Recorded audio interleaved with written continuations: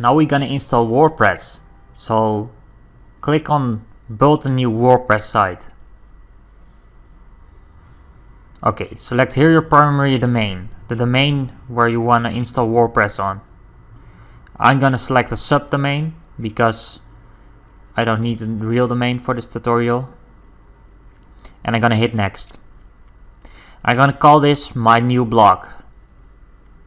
My admin user is gonna be admin, and my first name is Gerald and my last name is Field. My admin email geraldfielder.hotmail.com, and I will agree and hit install. Okay, this can take a while.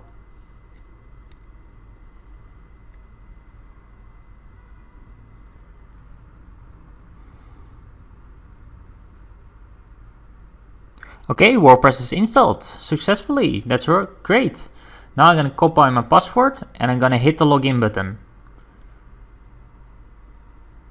So I'm gonna hit the login button again and I will wait.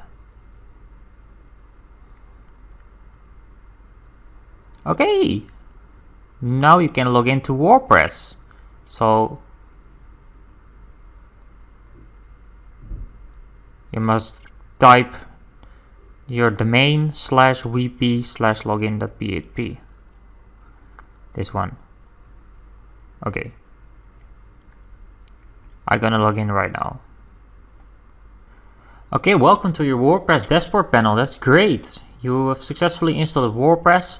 We have successfully set up our domain.